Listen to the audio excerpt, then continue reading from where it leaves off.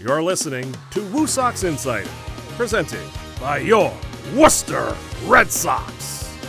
Hello and welcome everybody to yet another episode of the WooSox Insider podcast. As always, I am your host TQ, alongside Chris Bergstrom and our producer Dylan McCaffrey. Today we welcome a special guest, the Senior Director of Marketing Programs, Steve Oliveira, who we work with quite a lot, and he is responsible for some of your promotional dates that we talked about with Brooke last week.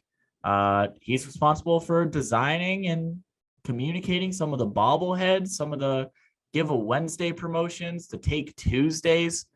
And Steve, tell us about how you ended up working in sports and getting to the Worcester Red Sox. Well, first of all, thank you for having me. It's such an honor and a pleasure. I know I was technically the first guest when I kind of crashed your first inaugural podcast. Yeah, when you were trying to just get away from work. That's right. Trying to hide away in the clubhouse. So thank you for inviting me back. But you should thank us. Thank you. Yeah, I owe it all to you. So, so getting into sports. Yeah, I grew up in Western Massachusetts, so not too far away, a town called Ludlow, right outside of Springfield. About 45 minutes from Worcester. Grew up out there, went to school, UMass Amherst, studied sports management, managed to do pretty okay in school. From there, I applied for an internship with the Boston Red Sox. Ooh, we've heard of them. Yeah, and I got rejected. They rejected me outright. So it didn't work out. But what I did is I was persistent and ended up communicating with the person who had interviewed me and staying in touch and kind of pestering them enough that I got an interview for a Fenway ambassador.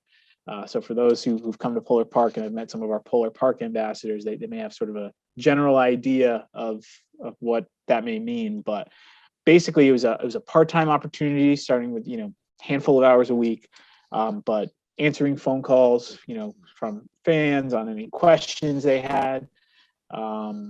Helping with pregame and in-game elements at Fenway Park during games, that type of thing. So managed to do that, build my way up from there, get a few more hours here and there, get onto some projects when they needed some extra help. Then a position opened up full-time in the marketing department at the Red Sox, and decided, I'm going to give it a shot and apply, see what happens.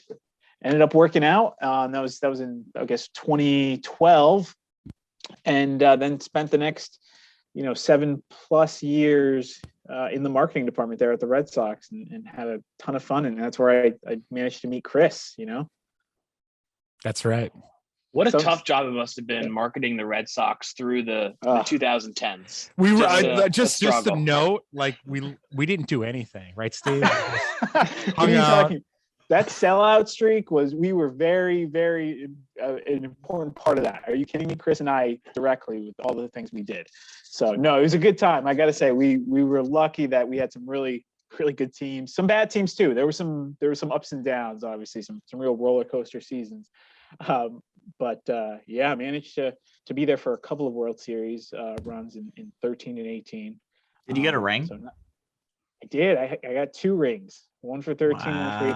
No, I listen. It's not Chris Bergstrom level, but it's something. Okay, so yeah, no, I managed to get 2 rings. It was awesome. It was such a fun experience. I wouldn't if you told me when I was 10, 12 years old that I would experience the things that I've experienced and be a part of the Red Sox and have a couple of rings, I would have given anything to do it. So, hey, TQ, do you remember when that marketing that the Red Sox did, the Win, Dance, Repeat? Oh yeah, with Benintendi, Bradley Jr. That's Mookie right. Betts dancing in the outfield. So little known fact that Steve Oliveira came up with Win, Dance, Repeat. Right, you Steve? Don't say. How about that? Yeah, I got lucky once. Let me tell you. So here's the thing. I don't even remember what year exactly it was. And the funny thing is, I think 2016. I think you're right. It was around 2016. A lot of people, when you bring it up, they think of the 2018 World Series winning team. And believe it or not, it wasn't the slogan for that year. That year we had the do damage kind of marketing slogan that came from an Alex Cora quote, exactly, from preseason. So, or spring training, I should say. But yeah, so it was around 2016, the outfielders were doing that dance that they would do post game celebrating a team victory. And we thought, we got to have some fun with it. We got to come up with something behind it, a commercial and kind of like a tag for it, a hashtag, just something to kind of put it all together. And it was on us as a marketing team to come up with the idea. Somebody put together kind of like a SharePoint online, and it was like, hey, put in any ideas onto this list, and we'll kind of talk through it and figure out what we want to do. So we did that. And for those of who know me and know the terrible ideas I can come up with, I literally just spewed a bunch of things on and hope something sticks. I can't say that it was like, this is the one. Oh, I got it. Everyone, listen up. It wasn't a 5-minute meeting where you walked in, kicked the door down, and said, listen, this is going to be quick. It's going to be win, dance, repeat. No, I wish I could say it was. I'm sitting alone at my desk, kind of laughing at some of the terrible ones I'm putting in that I think are so funny that nobody else is going to laugh at. And put them in there. Didn't even think about it until we started discussing it, and that's the one that stuck, and it turned into a thing. And I remember it soon after it like really took off. People were making T-shirts of it. Including you get paid for every T-shirt that's printed, right? I got loaded. Are you kidding me? I'm loaded now because of it. Yeah. So yeah, it just like took off. And I remember at some point too, like our legal team came to me and they were like, hey, this is like really become a thing, and we just need to check, like, you came up with this yourself, like you didn't see this somewhere or whatever. And I was like, no, I came up with it. Obviously it's based off of the sort of, I don't know, I guess I don't even know how to put it, but like slogans you've seen elsewhere that rinse, wash, repeat, like rinse, wash, repeat, exactly, like something like that, like Jim Tan laundry from the you know what I mean, just like so Steve, you're dating yourself now, I know, by the way, by that. Yeah, I know. I'm pretty old. I'm not Chris Bergstrom old, but I'm close. No. But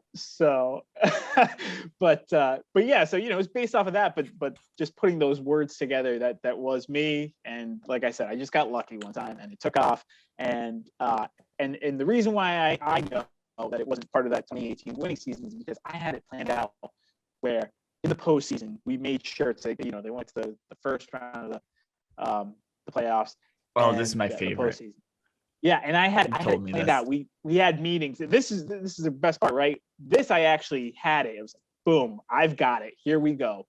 Win, advance, repeat. Boom. Win, advance, repeat. That's what we're doing. We made shirts for it for the first round, and then how did that round go? How did everything go? Well, I said when we win the World Series, I've got it. Win, dance, complete. Done. I've got it. Done. Here we go. Yeah. Right.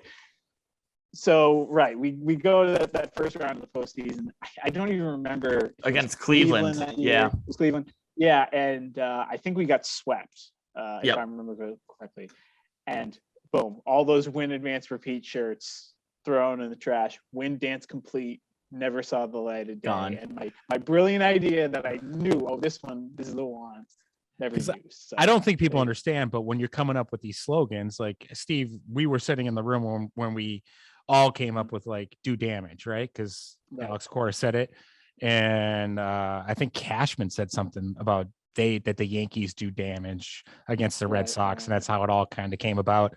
And you also, like you said, come up with those. Okay, well, if we make it to the playoffs, what does it become? And after that, if we win the World Series, God forbid, people don't think you're supposed to talk about it, but you need to plan just in case. That'll be this. So that's kind of like where damage done came from when we had T-shirts after the World Series. T-shirts don't make themselves overnight, contrary to popular belief. You have to wait till later on in the season to have these meetings because you want it. I think at the Red Sox, they were a little bit different where the slogan wasn't really laid out before spring training started. Our leader there in marketing, Adam Grossman, he wanted to happen naturally and see what happened. And thank God we did that Alex Cora year too, because that's Like, oh, he just said do damage. That's great. Let's run with that, So, but kind of a sneak peek behind the curtain there, the Boston Red Sox and how Steve became a millionaire. So congratulations. That's right. I just do it for the love of the game now at this point. So You mentioned in the beginning there that you initially had gotten turned down for your internship. Brooke said the same thing last week, that her initial job application to the team was turned down. I admire your guys' stick-to-itiveness. I think I'd be too bitter to.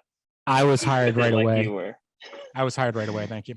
Yeah, that's so was I. So sometimes I get it right the first time, like with Chris, and other times, they just need a second look. But there was a college I knew I should have gotten into, and I was gonna put on the wait list, and they kept asking me if I still wanted to go there, and I was like, yeah, so that when they finally accepted me, I could say no, thank you. You should have accepted me the first time.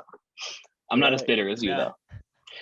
No, I get that, and at the time you're just out of college and desperate for work and money. It was hey, whatever it took. So I was definitely putting out feelers elsewhere to see what happened, but it just ended up working out. So definitely some luck involved, but hey, here we are. Yeah. So last week Brooke unveiled kind of like our promotional schedule coming on our winter weekend, and one of the biggest things is these Give a Wednesdays, which is a brilliant name for a giveaway. Let me tell you. Now, if you had come up with that idea of the Boston Red Sox and they didn't run with that, shame on them, because this is fantastic. Right. So I pitched Give a Wednesdays to the Red Sox, and I honestly think, again, maybe it's me just sort of misremembering, but I honestly think we almost went with it. But then there was a shift in the date. So they weren't going to be on Wednesdays anymore, that we were going to be doing the giveaways on Tuesdays. So I then fought for Give a Wednesdays every Tuesday at Fenway Park. But then I did get laughed out of the room, and there you go. It lay dormant for years, expecting to never be awoken again, and here we are. So what we can take out of this story is that you have no original ideas here at the WooSox. That's right. Okay, understood. It's just recycling. Yeah. Yeah, like, hey, let's try this one. Maybe they'll fall for this one. And guess what? Once we get through all of Steve's ideas here, he'll move on to another team and just start doing them there. Exactly. Guys, I got this great idea. Give a Wednesdays. Good artists borrow, great artists steal. Okay. Somebody said that. I don't know if it was Picasso. Some artist said that. Somebody who wasn't you, and you're saying it now. That's the important thing. Exactly. That's exactly. I mean, if we want to have an entire episode on black holes and outer space, Steve, that my Boston accent almost kicked in there, by the way. I usually catch out of space. Out of space. We should have Steve on, but so Give a Wednesday, Steve, they're going to focus largely on bobbleheads, correct? So I don't think a lot of people know the process that goes into developing bobbleheads. But first off, before we get into what that process is and how approvals go along, and could you want to unveil here the complete list of bobbleheads that we're giving away? Wow, an exclusive. I can, but there's some things we got to be careful with. But we're not going to go ahead. We're not going to be careful here. We're breaking news. And just don't forget, like I tell everybody else, this is just between us. It goes nowhere else. Perfect. All right. Well, all right. Here we go. The Bobble lineup. All right. First up, we have player to be named later. No. Whoa. Yes. That one is a big one.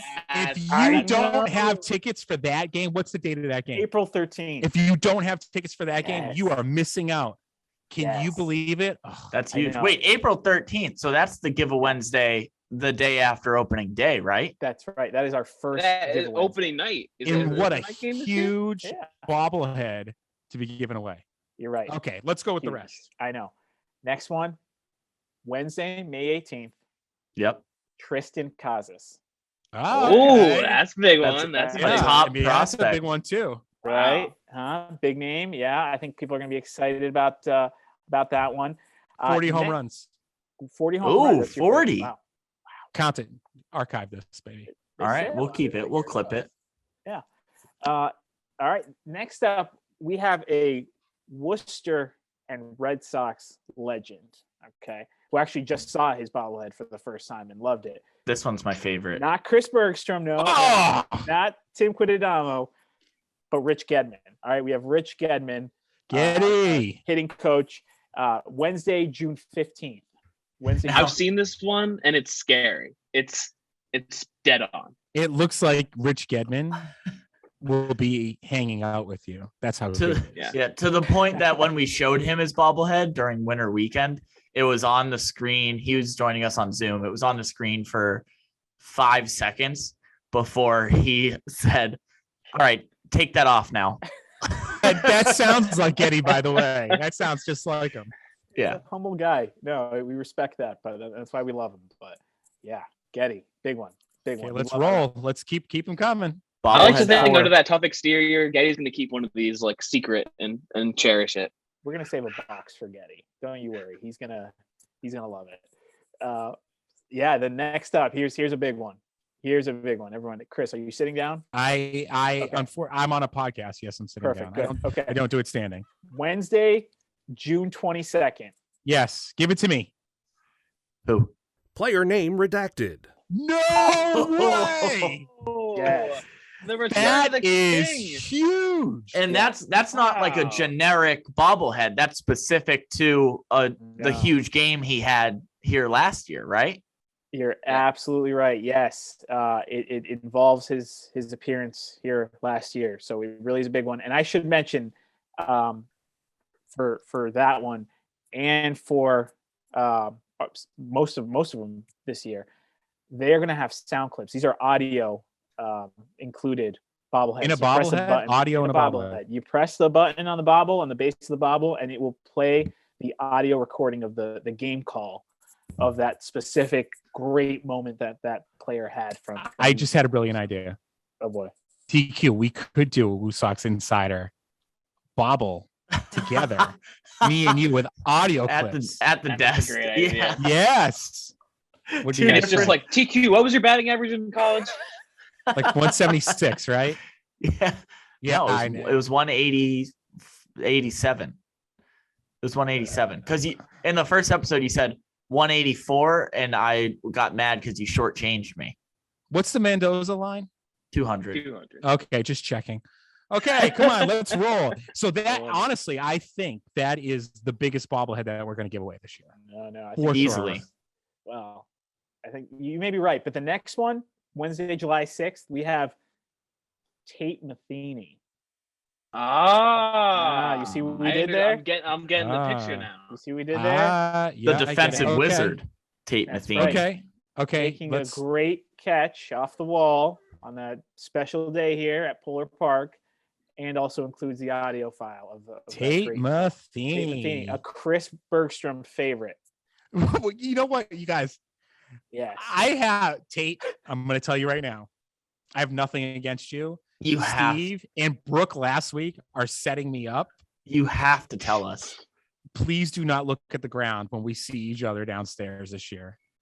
If the COVID is relaxed a little bit, I'll give you a big hug. But just understand, I'm never mind. Let's move on. Next, No, Chris. No, Chris, no. Listen, Steve, I can told you I had tell a good. I told you I had a good story about Tate's dad. We're gonna save that for another episode when we have. We'll save that story when Tate's on. this isn't related to any of this, what I'm about to say, but let me just let folks know behind the curtain here. When we come up with the players that we're doing for these bobbleheads in these moments, it can get contentious, okay? And not everyone always agrees on who should be the players and who shouldn't, So let me tell you, Tate Matheny was one of the more, one of the more heavily contested ones, but it was such a great moment from last It's the year. moment of the season. We thought, But that since most it's of us thought connect- it was the best idea. But since Most it of can us. connect to Yeah, the that's right. To a different bobble. Redacted. bobblehead, Yeah, that's right. that It'll was be because cool. you have to have it because those two had You that can't have one iconic without the moment other. No, Yeah. in WooSox Incomplete. history. So that's going to be that's great. Okay. absolutely. Yes. Great point, Chris. And then Wednesday, August 31st, Jairo Munoz. We have Yes. and we're gonna have him in a Weepas jersey because I think Nice. people love our Los Yes. Weepas Worcester Knights here, and we wanted to make sure we celebrated that. So that's a great one for everyone to keep an eye on. And then WAPA. Oh yeah, nothing like a good WAPA. WAPA! Have you guys heard? I did 2 games on the sideline last year, and I was lucky enough to hear one of our incredible broadcasters, Mike Antonellis, do a promotional read for our upcoming WAPA nights. Have you heard Mike Antonellis exclaim WAPA? I don't think so. It's incredible. I asked him to say it again. It was so good. I could listen to him say WAPA all day long. It's great. So be on the lookout for it next year. You cleaned up pretty nice for those games too, by the way. Thank you very shirt much. and tie going on. I had a full suit on. Full suit on. Wasn't The my story suit. of TQ's I got suits. first live hit is pretty incredible, and we'll get to that one day. That's going to be a TQ episode. So Steve, who else we got? And last but not least, okay, this one's a real, I think, fan favorite, definitely a Bergstrom favorite. The one and only Smiley Ball on Wednesday, September 21st. Bobble Body. Bobble Body. That Right? guy? I mean, his body's a head, I guess, right? It's all one thing. Bobble torso. Body, it's just Bobble. It's just Yeah. I can get some sign for you guys if you'd like. Yeah, I would love to get one signed. I have a question. If I super glue it to my dashboard, would it be like one of those hula skirts where just his whole body is wobbling every bump in the road? Yeah. Because I might need to look into like a mount for that or something. I mean, I don't see why not. Yeah, I wouldn't glue it to the dashboard. I think you might hear the I resale value. I bought. I'm running that thing Okay. into the ground. Fair enough. I don't know. The used car market is pretty wild right now. If you want to make some extra bucks, you know. It's true. So Steve, you go through this process of deciding, like you just talked about a little bit ago, who the player is going to be, and that's a whole process. So after you decide who the players are going to be, like what happens from there? Yeah, from there it is a months-long process. So we work with a couple different vendors, and we'll reach out to them a good 5-6 months ahead of time, give them the heads up. We'll let them know the players. We send them a ton of images and details as to what we want the expression to be on the players' faces. What jersey are they wearing? Do they have a shin guard on? Do they have an elbow pad on? What color are their gloves? All of that. So we send them all of those details for each guy. They come back to us then with some mock-ups. We take a look at it. We go back and forth. If there's any adjustments we want made. And then from there, they go to the mold stage. So they start sculpting based on that mock-up. They'll send us back some photos, and it'll be just like a clay sculpture essentially that you're looking at, right? No color, no paint, nothing to it. You go back and forth on that because you want to get that mold to exactly where it needs to be before you get to the paint. Otherwise, you get to paint, and you have to go backwards and create a new mold. You sort of reset the timeline for a bit, right? So yeah, we go through that mold process, get it to where we want it to be, and then move on to paint. And they're hand painted. We get looks at them. Oh, that color is a little bit off. Actually, can we, change that to something else? That type of thing. Are they all hand painted? Like, if we get a shipment of They are. 5,000? They are all They're all hand painted. And it's incredible. You see the work that the folks do with the bobbleheads. Basically, they're passed down the line, and somebody has the job of painting, the jersey. Somebody has the job of doing the piping. There are people who do the eyes, which are like just incredible. The detail that you can do with a little brush with the eyes themselves. So they're all hand painted, which is part of why it takes so long, the process. Then they're all hand painted, once we get past the approval of that first sort of initial one.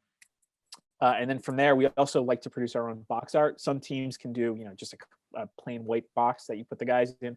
We like to customize those, put some great images of the player, of the moment, include a little blurb that we kind of write about the player of the moment. Customize the box as well, and then it goes into full production, and then you keep your fingers crossed that they get here on time, a few weeks before the game date. And then this year, obviously, with sort of the logistical shipping challenges kind of worldwide, it was all the more important that we kind of got out ahead of it earlier than ever to make sure that we do get everything on time and deliver to people right when they walk in the gates. Do you ever find yourself in the past, like sitting there like the day before a game and you're like, oh my gosh, Yes. please show up? Yes. And Fenway Park, I'm sure most of you are familiar with Fenway, old ballpark. Doesn't have a lot of storage space. Doesn't have any storage space. But the truck pulls up to the loading dock at Fenway, right? Right. The loading dock that it doesn't have. It does not have a loading dock, right? They didn't think about loading docks in back in 1912. So the way that we did it at Fenway, which I tell people this across the industry, and they can't believe it. They think it's insane. But we would take delivery of the bobbles the day of the game. Right. So I'd have to work with our facility staff to make sure that they were aware and ready to go with a forklift to unload from the back of the truck and a number of folks. But we would try to schedule it between 5 and 7 a.m. They get to the ballpark. They drop it off at gate D. They bring the truck to gate D. Our team's ready with forklifts and pallet jacks and taking them off the back of the truck, putting them in the middle of the concourse. And then a few hours before game time, we'd kind of distribute them from there. So it was the most nerve-wracking thing you could imagine, hoping that the truck, gets there, doesn't have issues, and then, and that it gets there on time and gives you enough time to prepare. There were times, Chris probably remembers, there were times where a truck got a flat tire or something, and it got delayed, and gates were opening up. And we were moving boxes of bobbleheads off of a truck. All hands on deck. And all hands on deck. Anyone's available, give a hand here. So those were extremely, extremely stressful times. And especially when we first started them at Fenway, we were doing every fan in the ballpark getting a bobblehead, which is, again, you tell people across the industry, they say that's absolute lunacy. But we're talking about 40,000 pieces being delivered in a place where you don't have any storage. So yeah, it was stressful. So I'm glad to be beyond that. And they have since sort of changed their things there to help them out a little bit more. And we won't be doing that here. We'll be getting things ahead of time, knock on wood. So. Nice. You got me thinking, hearing about all these bobbleheads and like the audio capabilities of them. I think that our fans, correct me if I'm wrong, are deserving of a Dr. Steinberg bobblehead in one of the upcoming years. Maybe a few of his key quotes. They're going to be bobble coded boots in with his duck boots on. That's there. actually, Imagine, it's just the boots, and then the rest of them shakes. That's like the hula dashboard topper. Imagine these guys, boots on. He's got his 100 years Fenway guitar. I think that it could be a sellout out there. At Winter Weekend, in the chats there was a fair amount of chatter when we were releasing the promo schedule about doing a Dr. Charles bobblehead. So I wouldn't be shocked if we ended up doing it at some point. So we'll keep an eye out for the future. I think it's a good idea. Now, when do you start? Just kind of go backwards a little bit. I mean, people don't know, but you probably start planning this process during a baseball season. So once you get past a certain time through the baseball season, it's on to, you could probably be in July or August this year, and it's on to WooSox 23, right? Absolutely. It's time to start planning now.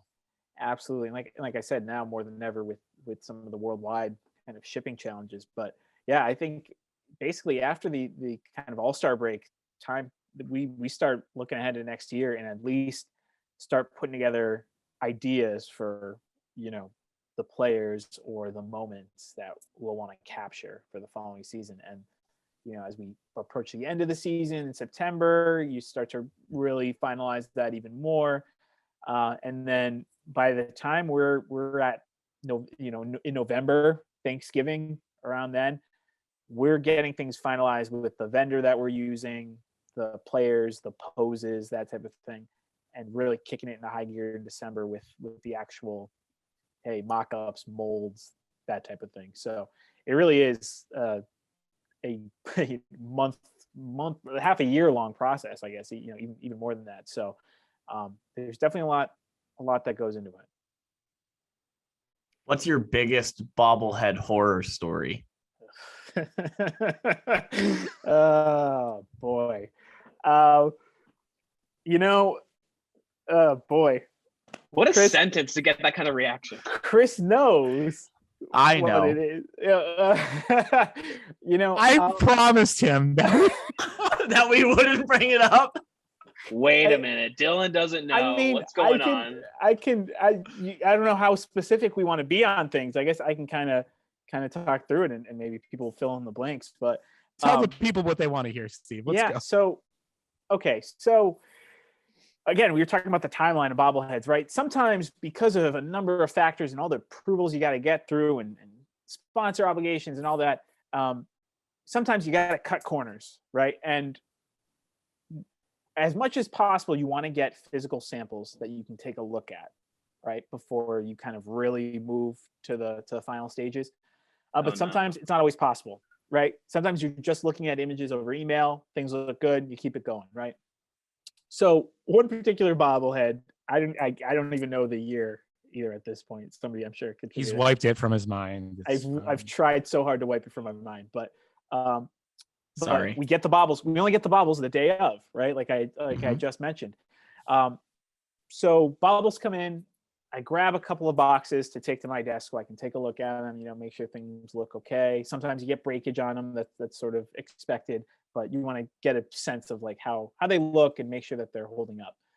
I open up a box and the paint on a couple of the bobbleheads is really, really not good.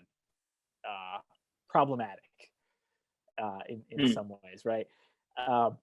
And I'm thinking, oof, this is concerning. So I'm opening up more and more and more and looking at them. And because of some of the kind of sloppiness of a number of them, they didn't come across great. And there was concern that the player or even fans could take offense to how the bobbles came out. So I kind of go into a panic, and go to my supervisors and our CMO and show the bobbles and say, hey, what do you think about these? And he takes a look, says, not great, a little concerning. Doesn't look good, Steve. Doesn't look good. But there's 30,000 people that think they're going to get bobbleheads when they show up, right? There are. So we're looking at it, and this is hours before, the game. And I'm like, I don't think we can do this. They all basically look like this, They looked good in paint when we were looking at them ahead of time, the emails, and everything looked fine. But here in person now, as they were sort of mass produced, I don't think we should put these out. So, he goes to the team president and kind of work up the ladder. And soon enough, we decide we can't do it. We can't give these out tonight. So we now have to figure out, what are we doing? Like Decaf said, we've got 30,000 plus people coming to the game who are coming because a bobblehead is promised to them. And the team spent a lot of money purchasing said bobbleheads. Absolutely. And it's for a big name player on the Red Sox who everyone knows. So it was a popular one.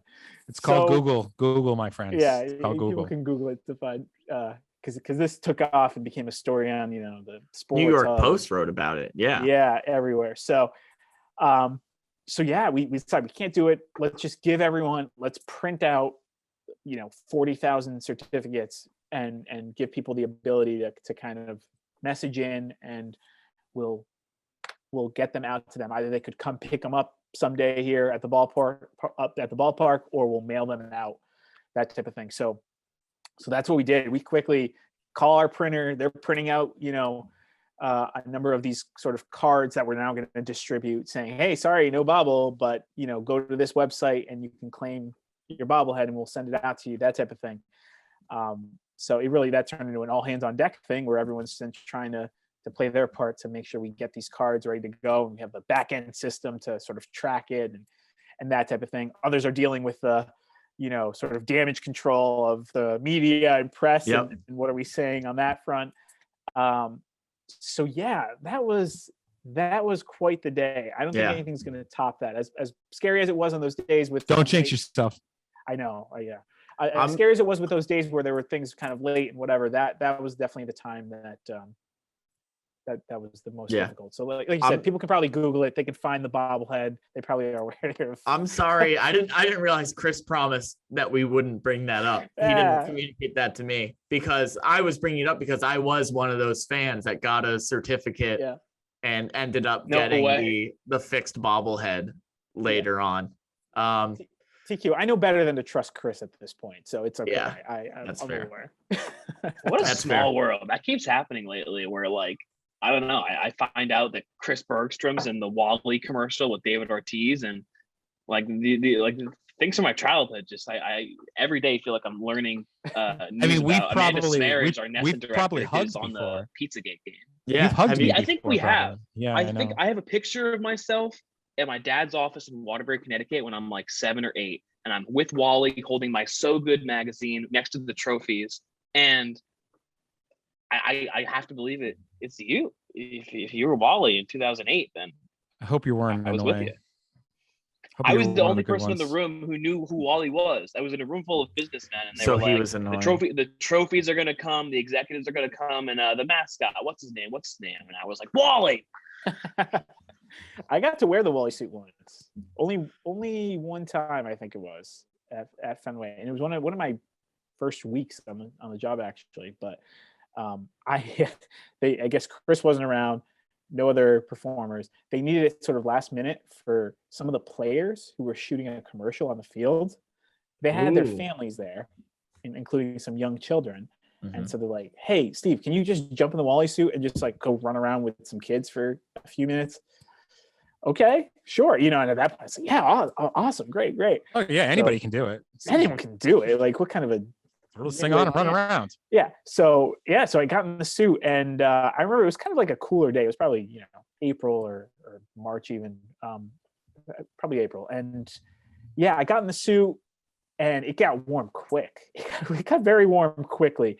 And, after the first, 2 or 3 minutes, you realize I don't have any other ways of communicating. Like I've used my tricks. I did the belly dance. I did the Boilermaker. Yeah, exactly. I did some laughing and some hand stuff. And then like after 2 minutes, I'm like, I got no other moves at this point. It's really warm in here. I'm breathing pretty heavily in this thing. I hope they don't hear me. Yeah, I hope they don't hear me and grow concerned, So I got to say, it's much harder than it looks, and then the experts make it look. Imagine you walk into Fenway and Wally's just like doubled over, like. I can't say that hasn't happened before, by the way. Right. Man. That's that's a separate episode. Yeah. But I think TQ, we ask everybody, right? One question. Yeah. Steve, how was your opening day 2021? Wow. Opening day. It was great. It was really good. It's chaos. Right? And everyone experienced it in their own special way that day. But it was fun. I was running around. I remember a bunch of friends and former colleagues from the Red Sox were here as well, and I remember briefly just seeing them and them looking at me and being like, hey, you look tired, because I probably hadn't slept, and I was like, yeah, no, thanks, great, I gotta go, and just running like everyone else, like the Tasmanian devil. But no, it was great. I got to be down on the field helping with the flag roll, or rather the flag coming down over the wall. I'm pretty sure that day I was the guy kind of standing by the right field corner with everyone looking at me from the top of the wall with my arm up. And then when the timing, went in my ear, put my arm down, and then the flag has to come down, so. Have you ever felt so much power in your life than that moment? Oh man, no, let me tell you, I really felt like a king that day. But a lot of pressure, right? Heavy the crown or whatever. Yeah. Let me tell you. Whatever the phrase is. Something about Steve in his opening day. So in the days leading up to opening day, Steve and I had a discussion. We were going back and forth as to what we were going to wear to opening day. So literally the day before, I'm walking out and I said to him, I said, Steve, so what are you going to wear tomorrow? He goes, probably polo shirt and khakis. I'm like, okay, you know what? That's what I'm going to do too. So we have our early morning meeting that day. I walk in and this guy is in a full suit with his tie on and fancy shoes. And here I am in my polo and khakis. He's like, oh, I decided last minute I'm going to be on the field. It just like sort of last minute, like you've had my phone number for 10 years. You couldn't even tell me. It just sort of happened, I swear. And I really thought when I said that to you that was going to be the case. And then, we got closer to the next morning and I realized, oh, I'm going to be down on the field, doing that flag thing and who knows what else. Maybe I should wear the suit, just like dress up. It's opening day. And not at But any his point suit had no wrinkles in it. That's exactly what I was going to say. Not at any point the next morning as you were taking it out of your closet, setting up an ironing board, heating up the iron, making sure there's water in there, ironing your suit. Did you think, yesterday I told Chris that I was going to wear a polo and khakis. Maybe I should shoot him a text. No, I'll be honest. I'm a bad friend. Yeah, that's how my opening day started. I walk up in the DCU club feeling all good about myself. I look at Steve and I go, that son of a, and that was it. It was over. I know. My opening day went down the drain because he decided to wear his full suit. Chris had to hide in the shadows for the rest of the day. I know. Chris, you said you were sitting at the table in the concourse. Were Steve with you at that table at any point? We walked around each other a little bit, but you know what? Joke's on him. Do you know why? Because ask him, he was supposed to show up nicely dressed for our football game here. And in walks Steve, not in a polo shirt and khakis, like I'm dressed so up like it's a Tuesday in the office. Yeah. And he didn't read his email to dress up for the football game. Totally. So I was like, you're right. Finally. You're right. I'm the king of that. The panic dressing. I don't know. What I need to do is probably have my wife do this like I'm a child, just like lay out my outfit the day before. Because otherwise I wake up the next day, I'm in a panic trying to figure out what am I wearing? What do I have to do today? Whatever. And then I think that's often when the decisions are made in that frenzy. So yeah, I blew it. I don't know what to tell you, Chris. So the moral of the story is never ask Steve what he's wearing opening day because he lies about it. I will lie to you. I will lie to you. There you go. If anything, plan what to wear with everyone except Steve. That's right. I learned. So this opening day, I'll probably be overdressed and everybody will be underdressed and I'll look like a fool again. Chris, we should go 3-piece suits. I'm in. Cool. How about so overdressed that you're wearing a giant green mascot suit? Oh. No, thank you. Fair enough. I'm old now. Thank you. The back and the knees aren't like they used to be. All right. I think that's all the time we have. Steve's running a little late for his next meeting, which is fine because we're having a good time. But check out the 2022 promotional schedule on WooSox.com. Steve's been working really hard on it all year. Some great giveaways coming your way for 2022. Single game tickets are on sale now at WooSox.com or by calling the Polar Park ticket office at 508-500-8888. Single game tickets for April and May, including opening day. And there are also 9 and 18 game mini plans. And there's a new 18 game mini plan that's on sale online right now that includes opening day. So if you want to commit to 18 games, make sure you're coming out here. Wearing. See what Steve's wearing. That day. On those mini plans include a game on every day of the week as well. So Tuesday through Sunday, you'll see what he's wearing on a Sunday afternoon, a Friday night, Tuesday night, doesn't matter. You get to criticize Steve's outfit, make fun of him for the frenzy he had in the morning trying to put it together. You just got to go to WooSox.com and buy the tickets. So Steve, thanks for joining us. Thank you guys for having me. Loved it. I can't promise that I'll ever come back again, but it was fun while it lasted. Yeah, we can't promise we'll invite you. So go hit that meeting. All right, on to the next meeting. Yeah. Thanks everyone for listening.